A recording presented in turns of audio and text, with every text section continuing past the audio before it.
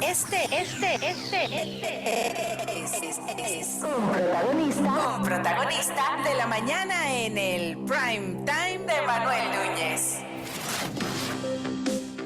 Bueno, esta mañana voy a presentarles a un invitado muy especial. Está en Caracas, Venezuela, en este momento. Eh, Se prepara para conversar con nosotros. Es Alejandro Rojas Calderón. Él es consultor en campañas de comunicación política y electoral y gubernamental, actores, asuntos públicos y gestión de intereses, análisis de entorno sociopolítico, investigación de la opinión pública y discursos políticos con más de 20 años de experiencia. Buenos días. ¿Cómo está usted, Alfredo? Un placer finalmente conocerlo. Hola Manuel, el placer es mío en estar compartiendo contigo este espacio.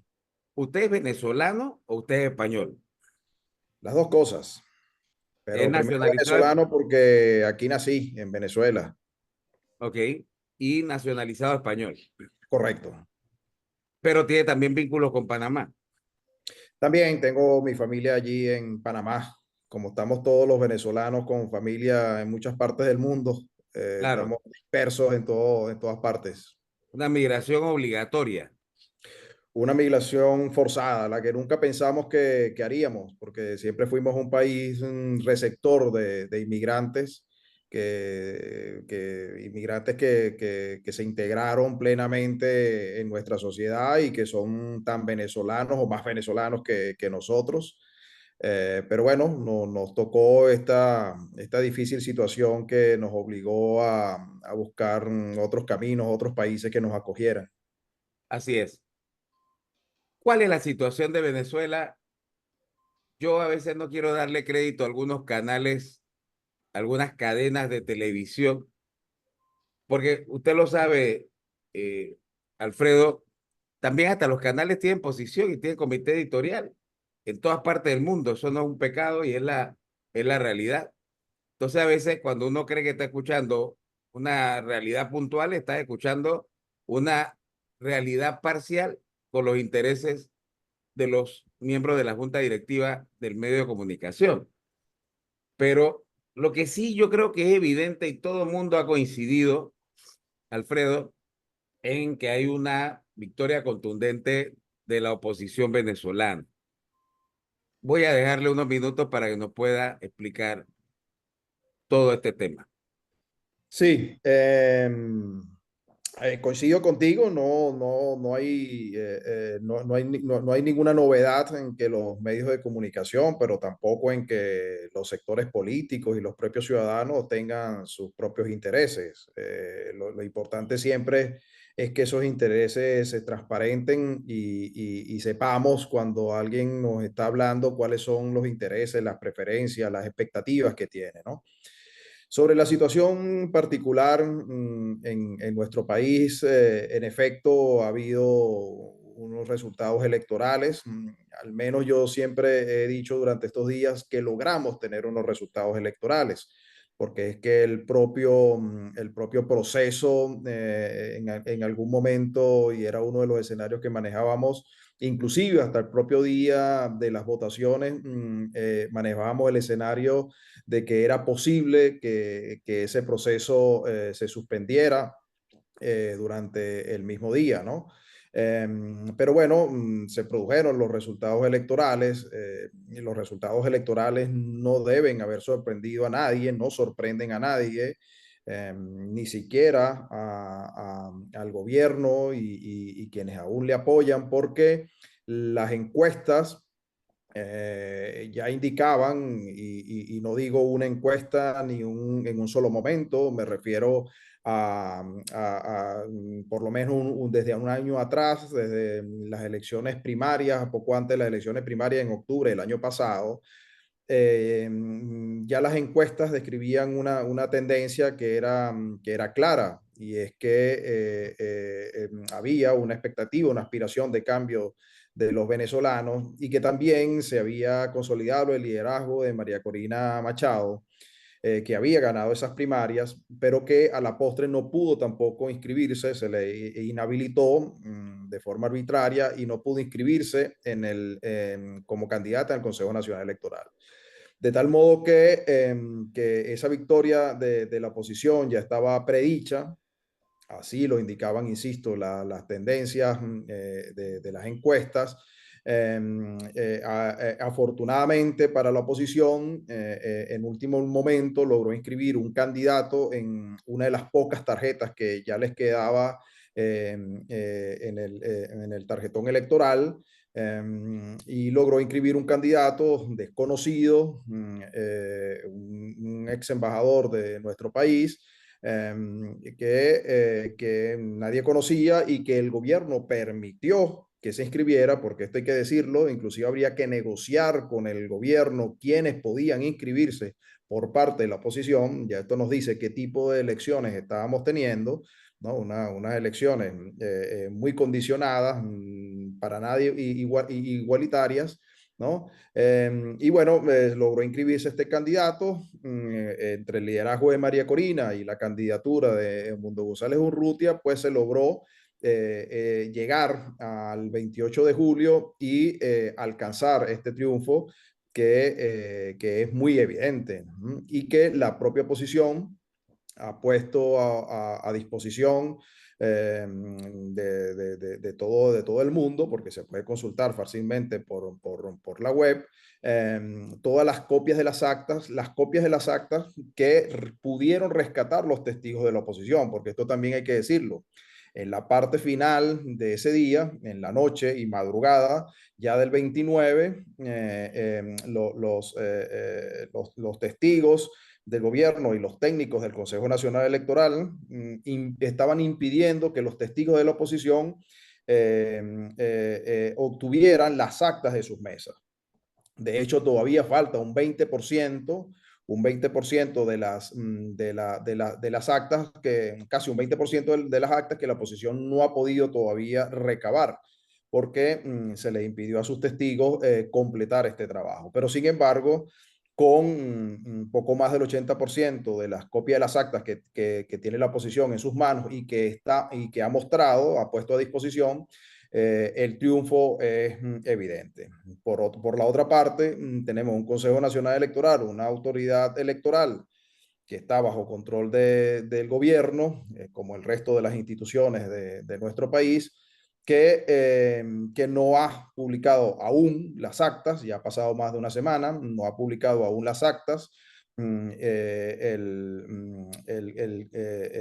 Nicolás Maduro, quien ha sido proclamado por este Consejo Nacional Electoral como presidente reelecto, ha acudido al Tribunal Supremo de Justicia, a la sala electoral, la cual también controla, para que, lo cual es un poco absurdo, insólito, porque si es el candidato ganador y el que el CNE ha proclamado, él no tiene mucho sentido que impugne su propia reelección, ¿no? Entonces, bueno, pero bueno, ha acudido a la sala electoral del Tribunal Supremo de Justicia para un poco quitar del camino al Consejo Nacional Electoral y su obligación de presentar las actas, que es lo que en definitiva todo el mundo espera en este caso, que es que se evidencie ese triunfo que el Consejo Nacional Electoral le está atribuyendo a Nicolás Maduro. Así es. ¿Qué está pasando con los líderes del mundo? Ya las dictaduras vienen siendo para algunos y ya claramente también lo han dicho todos estos organismos internacionales de adorno que tenemos, porque igual que en Panamá, si no hubieran tenido los gringos una motivación especial para sacarnos al dictador nuestro, aquí estuviera Noriega mandando y cuántos generales hubieran pasado desde 1989 hasta 2024. Nosotros tuvimos esa suerte que, bueno, a nosotros nos hicieron el favorcito de sacarnos el problema, pero parece que Venezuela no va a tener ese mismo favor, parece que Venezuela no va a tener la misma situación. Pero ¿qué está pasando con los líderes? Se acabó ya para el mundo esa parte de admiración, de liderazgo. Ya no van a haber líderes ni lideresas con fortaleza en el país. Fíjate lo que está pasando recientemente y podemos irnos al plano internacional, lo que ha pasado con Biden, que era un secreto a voces, que se sabía que este señor no podía montarse para una segunda para un segundo mandato, para una reelección, no Ujú. tiene capacidad física y mental. Así es. Entonces, a mí me gusta lo que ha pasado en Estados Unidos, porque vamos a ser honestos, Trump no es que es invencible y tiene una contrincante ahora que le va a hacer la vida imposible, porque si la analizas, Trump parece loco, desaforado, impulsivo, medio maniático en algunas acciones, pero tienes a una Kamala Harris interesante, inteligente, una mujer documentada, una mujer Ujú, que tiene además la chispa de la improvisación y gusta, es mujer, caramba, no se me ofendan, y es negra, ujú. cambio y fuera, este es un caldo de cultivo para que las elecciones de noviembre sean las más esperadas de todo este año. Lo Sí, sí, escucho. sí. Bueno, lo que está pasando ahora mismo con los organismos internacionales, los países de la sociedad internacional, primero los que tenemos más próximos, ¿no? Que son los países latinoamericanos y Estados Unidos en este hemisferio, pues bueno, hasta ahora es un poco más de lo mismo. Realmente nosotros, esta crisis institucional venezolana no es nueva, como todos sabemos. Solamente estamos en una nueva etapa, una nueva faceta que podríamos ahora denominar postelectoral de esta crisis institucional que ha tenido muchos momentos. No olviden ustedes que nosotros hemos llegado a tener dos presidentes en ejercicio, ¿no? Uno de hecho, uno interino o encargado, designado por la Asamblea Nacional en su momento.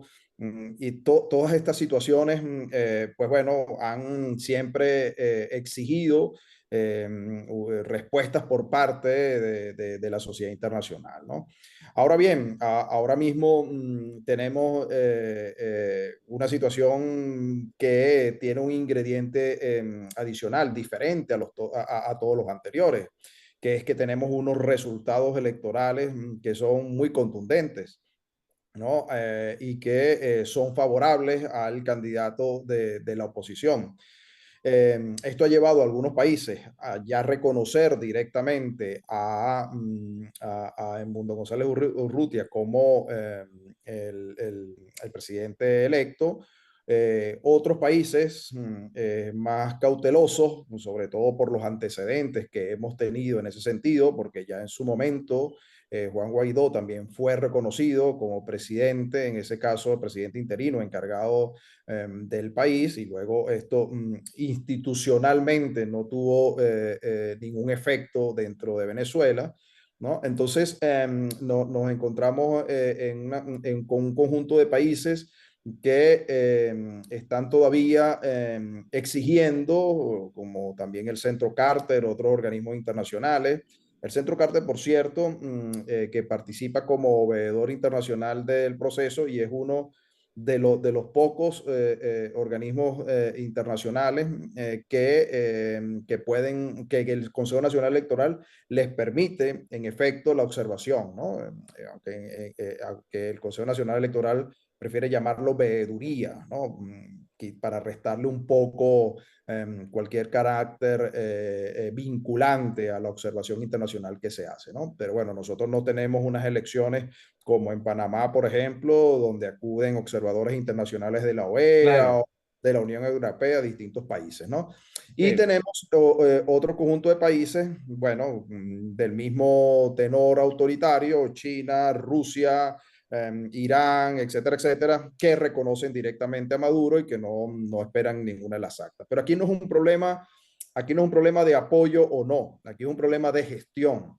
sí. Aquí lo que nosotros tenemos que entender es que Venezuela no tiene instituciones confiables, sus instituciones son muy débiles, están controladas por el mismo gobierno. No, digamos, de modo que al presentar una situación como esta, nosotros no tenemos instituciones internas que puedan dar respuesta. Por lo tanto, necesitamos de la gestión internacional en el sentido de que se pueda dar una verificación, una auditoría internacional independiente de estas actas. Ahora bien, ¿cómo se va a hacer valer? Es la gran pregunta. ¿Cómo se va a hacer valer la voz, digamos, del pueblo venezolano, lo que ha dicho en las urnas el pueblo venezolano el pasado 28 de julio? Esa es la gran pregunta, porque el marco de sentido del gobierno es el de la fuerza, es de lo militar. No se entiende en términos ya políticos, de negociación, de entendimiento, de poder llegar a acuerdos, ¿no? Entonces, ¿quién va a poner en Sí. cintura a llevar a la razón de nuevo al gobierno venezolano? Es la gran pregunta. Mira, yo voy a cerrar ya por el tiempo se me acabó, pero tengo que decirle algo. El mayor problema que tiene Venezuela ahora mismo no es sacar a la dictadura, sacar a los dictadores, o como le gusta a los derechos humanos, al gobierno autoritario, que me parece un maquillaje de la palabra real de dictador. Ujú. eh, pero tengo que decir una cosa que es puntualmente clara. El problema más grande de Venezuela es volver a la normalidad, Así es. volver a la Venezuela de antes de 1998 en torno al comportamiento de los ciudadanos. Ya Ujú, los ciudadanos aprendieron a robar, aprendieron a secuestrar por plata. Aquí se secuestra a una persona que no tiene plata por el salario que puede devengar en un mes. Y usted ujú. sabe que esos delitos se cometen en Venezuela. Entonces, Así es. para mí, el mayor de los problemas no es sacar a Maduro, eso es posible. Es a sacar a Maduro y meter preso a un sinnúmero de simpatizantes de él que han hecho daño a la República, eso es fácil.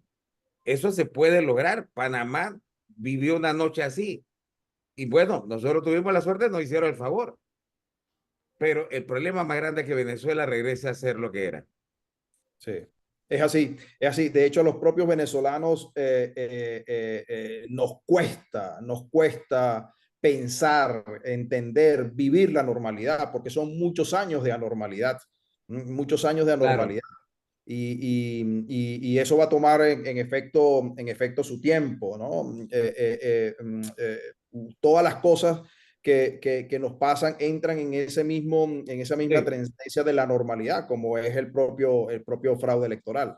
así es. Bueno, le agradezco infinitamente, un placer. La primera no es la última. Espero que de muchas otras que hay, lo espero en Panamá, pues si me animo a ser candidato otra vez en 2029. Por ahí estaremos y ganaremos. Sí, Suerte. le agradezco. Espero entonces que nos podamos mantener en contacto. Muchas gracias. Muchas gracias a ti, Manuel. Muchísimas Un gracias. placer. Ha estado con nosotros esta mañana y contundente entrevista. Todo el mundo está haciendo buenos comentarios. Alfredo Rojas Calderón, él es estratega político, está en la ciudad de Caracas. Vamos a tomárnosla con frecuencia de ir viendo, de ir retomando la entrevista con usted. Voy a un cambio, venimos a los segmentos ya que siguen para finalizar este programa. Hasta aquí, protagonista.